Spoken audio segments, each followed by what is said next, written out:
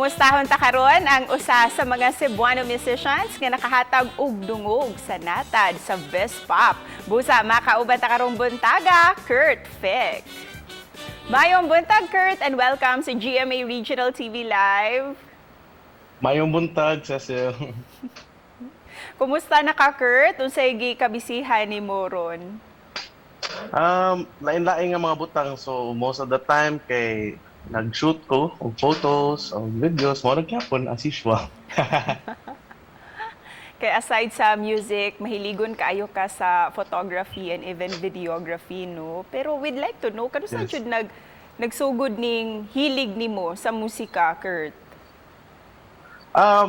Way back siguro when I was toddler. Since I was little, exposed na gyud ko to music. Ikanta na ko.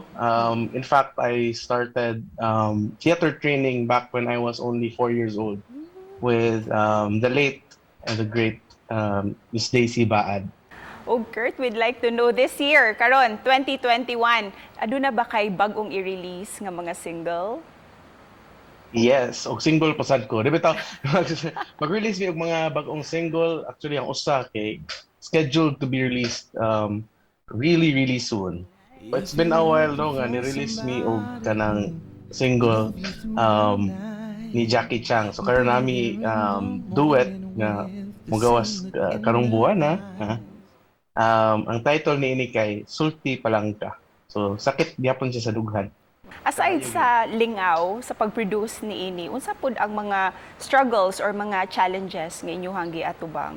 Mo atom yung goal sa Bisaya music is to put it out there like beyond just Cebu, beyond the Visayas, beyond the nation, like international atong goal, no? Kay sama sa dream ni Jude kaniadto when he started this pop, kay nganong ang K-pop mahimo nga mo igo og international market and ang ato ang Bisaya music dili. So mo na atong goal and we're still pretty we've come a long way pero we're still pretty far from getting to that goal. Busa sa mga aspiring musicians din ha nga nagtan-aw nato karong buntaga, unsa ang imuhang gustong ikahatag nga advice alang kanila, Kurt?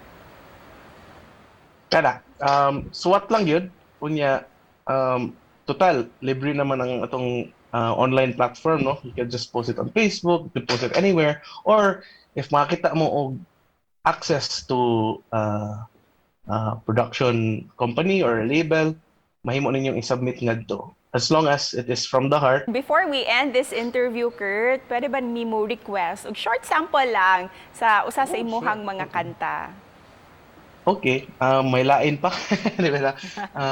Di ta uyab, walay ikaw o ako, apan kung magselos ko. Tayo pagbuot, sige na lang taanig, ha, ha, ha, katawa.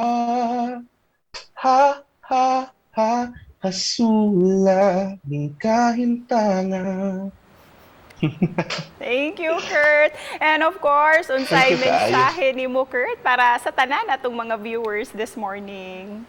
Sa tanan nga mananaway karon, dasig lang gyud, bisan pa og sa kalisod sa panahon, ang importante kita nga makabili nga lig-on o magpadayon jud sa magkinaunsa kinaunsa man nga problema atong atubang. Daghan kayong salamat, Kurk Fick, for joining us this morning. Thank you kayo.